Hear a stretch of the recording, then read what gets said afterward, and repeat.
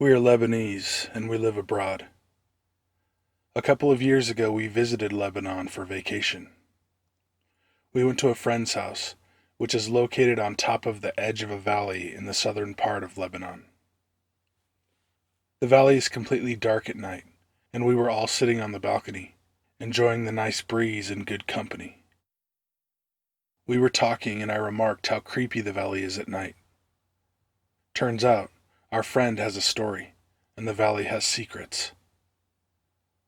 My friend's grandparents were farmers, and frequently went for walks in the valley for some shade during the day. One time, his grandmother was trailing behind his grandfather, and she heard a rustling behind her. She turned around and she saw a massive black dog, but something about it was giving her a bad feeling. She shouted to her husband to look at the dog, but he kept walking, didn't turn back, and told her to do the same. He told her if she ever saw this dog in the valley and she was alone, to never look at it or interact with it. The dog left after a while, and he told her that this dog is not actually a dog, but something else that guards the valley. It is not friendly and wants people to stay away. The valley is huge. A man from the village had entered it years ago, and he found the opening of a cave. This was during the 50s or 60s. If you're not familiar with Lebanon, it's full of underground caves, grottos, and valleys. It's mountainous, and they still find artifacts of ancient civilizations to this day. Now the cave was in plain sight. The guy had never seen it before, and suddenly there it was, open and inviting. So the man enters the cave, and he is met by a sight that makes him freeze. As far as the eye can see, there was gold and various treasures, long vases, incense holders, the works. What really stood out were the massive gold and bronze statues of upright bulls with horns, a deity perhaps. Lebanon is part of the land of the ancient Canaanites, who worshipped Moloch, symbolized by a bull, and Baal, among many other gods. So the man, understandably shocked, excited, and thinking he found the treasure of a century, runs out of the cave and into the village to lead everyone to what he saw. A group of men followed him, and he took them to the place where the cave was. Now the entire village had been in the valley at some point. Nobody ever saw a cave. But the guy was adamant that he had found riches that everyone had to see. This man was neither insane nor a drunk. He was a respectable man from the village with a solid reputation and a family. But there was nothing. He was met by solid rock. There was no cave, no opening, no gold, no 10-foot bulls, nothing. The guy swore up and down, near hysterical, that he was there, that he entered it with his own 2 feet. He kept insisting that it was there, and frantically looked all over, swearing on the Quran that he saw it. But there was nothing, so they all left. If you are familiar with stories of the jinn, they are often summoned for different things. Some like to taunt people. Some do them favors, for a price. Some of them choose people to uncover hidden treasures and riches forgotten by time. The shaggy black dog that my friend's grandmother saw, that was a jinn. The theories are that either the jinn was protecting the cave, or it was playing tricks on the man, or it was all a hoax. But these are solid, hard-working village people. They work to eat, and they don't have time for silly stories and theories. So the valley started to have a reputation. Now my wife and I laugh and take it all with a grain of salt. It's a nice, interesting story, but that's about all we thought about it. At a bit past midnight, we left to make the 1.5-hour drive back to Beirut. Before you continue reading, there were no drugs or alcohol at all involved in this story. We are Muslim, and we cannot drink alcohol or take mind-altering substances. We are both of sound mind, and this is no joke. I'm driving back down these dark, winding roads with only the car's headlights lighting our path. About 20 minutes into the drive, I see something ahead of me. An animal. The thing is, I'm driving, but I'm not getting any closer to it, despite it walking across the road in front of me. The more I move forward, the more I notice that this thing isn't getting closer. Then I noticed the wool. Shaggy, ugly, matted wool, hanging down its hind legs and rear as it walked. Its front was covered in darkness. Even though the headlights were on it, I could not see its head or front legs. Just a big, ugly back end of a shaggy animal. I continue driving forward, and it continues crossing the street slowly in front of me. It was always like 15 feet away, no matter how the road was winding. I start to panic a little. What the hell is this thing, and how the hell is it not getting closer? Then it fucking sat on its hind legs.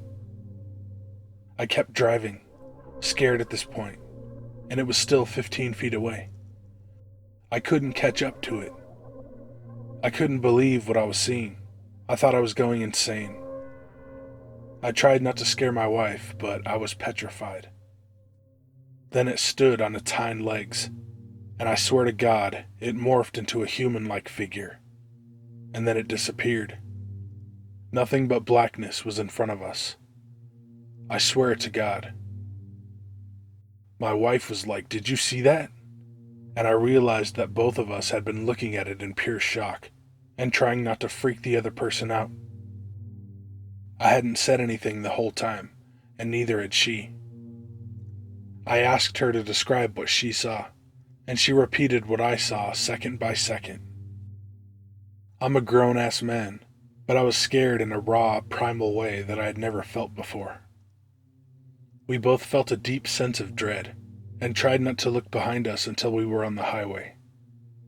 In fact, we felt like there was something in the car with us until we reached the highway. Whatever it was very serious about that valley. I am convinced it was listening to us that night, and that it manifested itself because we clearly did not believe my friend. We've never seen anything like it since. We told everybody, including the friend we were with. He immediately said that that's the djinn that appears as a black dog. I will never forget what happened. I will always keep repeating this story no matter what. I saw it clear as day, and so did my wife.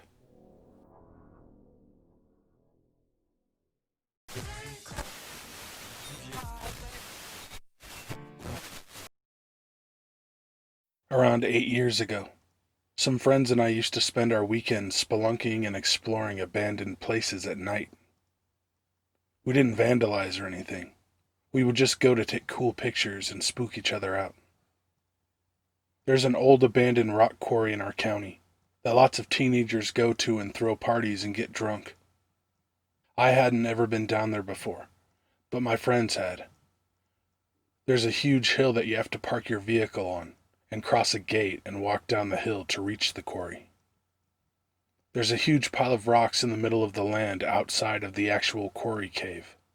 Lots of old equipment and broken down bulldozers. We ventured into the quarry cave about 200 feet. We took some pictures and then went back outside. As we came outside, we kept hearing some really strange animal-like noises. We live in rural Kentucky, so we see bobcats, mountain lions, and bears a lot, but usually deep in the woods, which we weren't at the time.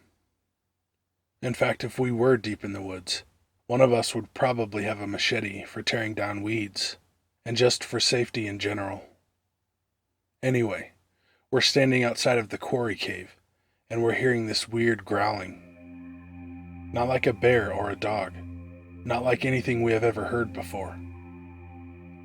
We shined our flashlights around on the hill surrounding us, and saw these huge, greenish-red eyes staring at us. We all looked at each other like, what the fuck is that? Whatever it was standing at least 9 feet tall, and it was standing like a human. not like a bear would. It was massive. Its eyes were a good foot apart. We just stood there looking at it in shock. Then we started walking up the hill fast, and it was staying with us along the hill line. We finally made it to the gate, and we turned around. It was standing about 30 feet away from us. We got the hell out of there. What we saw was not a bear. I've seen black bears plenty of times. We still talk about it to this day. I believe it was a Bigfoot, and my friends think it was too.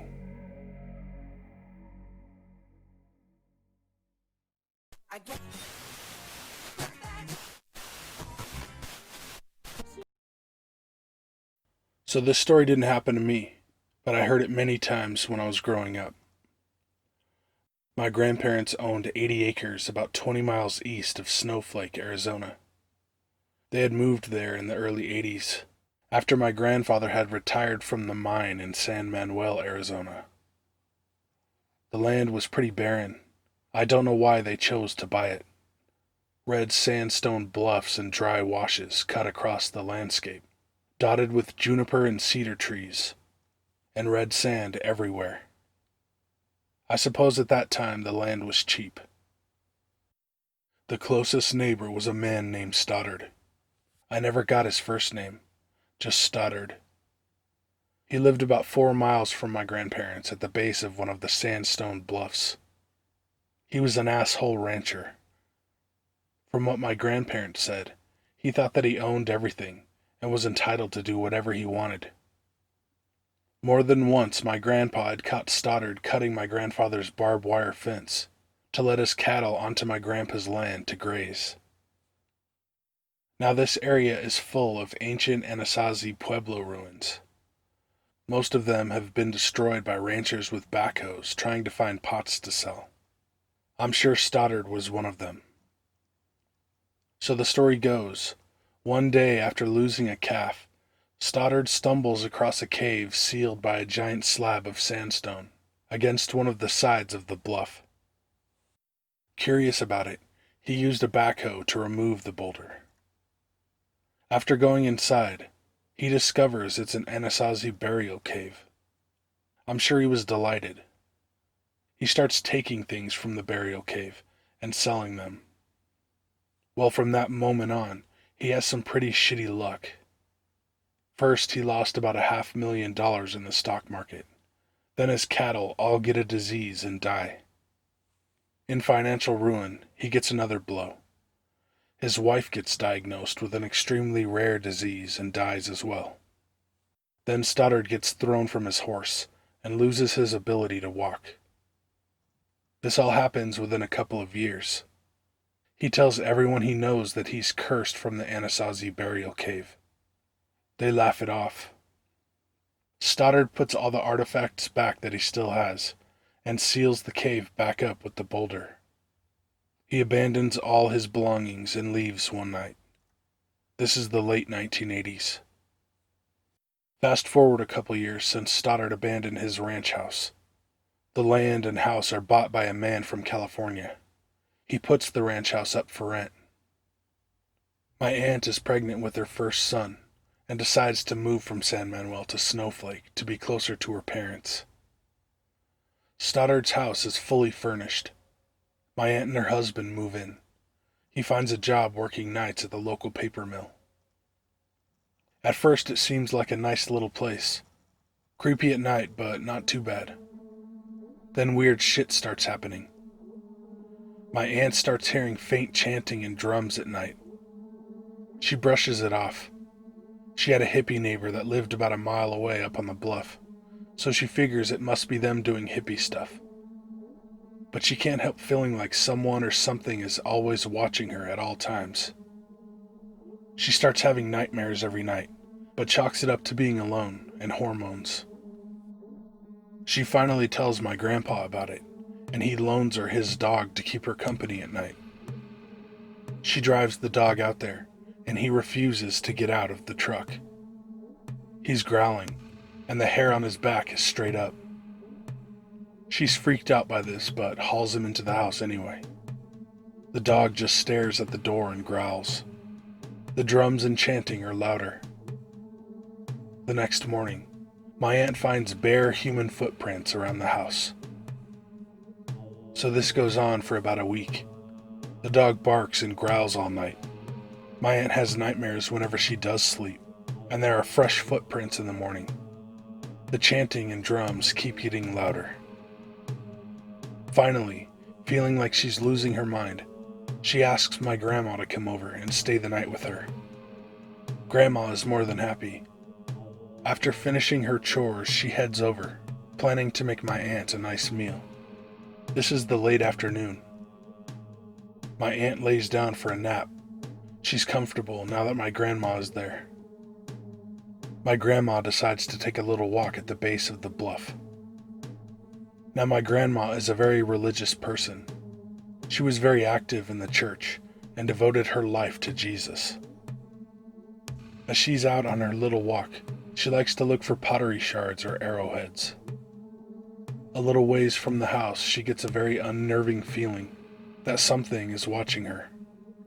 She said it made her skin crawl. She could feel something evil. So my grandma prays, and she walks back to the house, pleading the blood of Christ. She decides not to say anything to my aunt, who is awake, because she is already frightened. She tells my aunt that maybe it's a better idea to stay at her house tonight, and my aunt agrees. By the time she gets her stuff together, the sun is about to go down behind the bluff. Grandma, aunt, and dog all load up in the pickup. Grandma turns the key, and nothing. She tries again. Nothing. Not being very mechanically inclined, Grandma goes into the house to call Grandpa, but he doesn't answer. She remembers he was going into town this afternoon. Damn. They unload and go back into the house, waiting for Grandpa to get home. It's night now. No moon. Pitch dark. The dog begins its low growl. The sounds of chanting and drums begin, faint at first, but growing louder. My grandma prays in between calls to Grandpa. Remember, this is a time before cell phones. They hear something howl outside. Not a coyote howl. Something more ominous and terrifying. Something is moving just beyond the reach of the porch light. Both women are beyond terrified at this point. Finally, my grandpa answers. My grandma is frantic. Elvin, something is outside of the house. Get here now. For what seems like hours, they wait for Grandpa's truck to come over the hill. Finally, they see the headlights. Before Grandpa flies into the driveway, something runs across the road in front of him. His headlights illuminate an animal, or something. Grandpa jumps out of the truck, yelling for the women to get the hell in. He unloads a couple of shots in the general vicinity of the animal. They haul ass down the dirt road toward Grandma's house. My aunt, against her better judgment, looks back and sees red eyes watching them. The next day, my grandpa and uncle head over to the house. Grandpa verified that all around the house there were bare footprints in the sand, along with very large coyote tracks. Needless to say, my aunt and grandma never went back to that house. My aunt won't even talk about it. I made the mistake of staying up too late and listening to the adults talk. My grandma swears, though, that she would see those red eyes at night, stalking the edge of her property. As far as I know, other people have tried living in Stoddard's house, but leave within a month or two. That whole area is cursed. I always hated going out there. It's an oppressive, evil feeling, even at my grandparents'. I have more stories about that cursed land, involving other family members, but they will have to wait for another time. After researching and talking to my Native American friends, I'm fairly certain that what my family members had the misfortune of running into was a skinwalker. According to the Native Americans in the area, they frequent burials and graveyards, looting and desecrating the sites. They take pieces of the brains and bodies and grind them into a corpse powder to use in their curses. They are also known to terrorize people, to keep them away from the areas.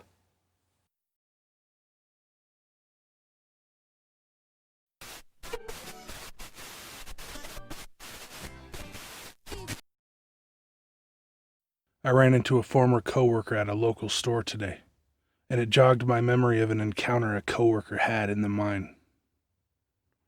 I will refer to my coworker as Jake from here on out. I spoke with Jake about his encounter a day or two after it had happened, and he was definitely spooked by what he had seen. It was very unlike Jake to be flustered by anything, really, as the man is built like a tank. You all know the type: athletic, weightlifter, good with the ladies, and irritatingly good at anything they attempt. In a coal mine, inspections take place several times a day in operating sections, as well as areas that have been dormant for a long time. These guys are known as a fire boss. Fire bossing is serious business, as the lives of many men rest on them doing their job correctly. Mostly, they are checking for roof falls, rib rolls, hot rollers on the beltline, correct and adequate airflow, and the scourge of all coal miners, methane. It was during a fireboss run that Jake had this encounter. I was on my run signing the date boards and had to pass through a regulator. An airlock. I opened the first door of the dog box, got in, and closed the door. As soon as I closed the door, I heard the latch of the other door behind me get thrown, really hard. I felt the air pressure change as the other door was opened. I turned around, surprised, since I wasn't expecting anyone else way up in here. And it was looking at me. I asked what was looking at you. I don't know what it was. It was completely hairless. Like no hair, no eyebrows, no facial hair. It was a white or grayish color, and I didn't see any color in its eyes. It had this awful look on its face, like it was gonna rip me up, and enjoy doing it. I threw the other door open against the air pressure and ran. I'll tell you, just as I already told Donnie, Our mine foreman, that I ain't ever going back up there. They can fire me. I felt bad for Jake. He got in some trouble because he flat out refused to finish the fireboss run that day. Another man had to make his way in and do it, before the mine could be cleared for the next shift. Rumor is, the man who finished the fireboss run took a gun with him. It is a federal crime to take a gun underground. But if whatever it was able to scare Big Jake like that, I can hardly fault the man.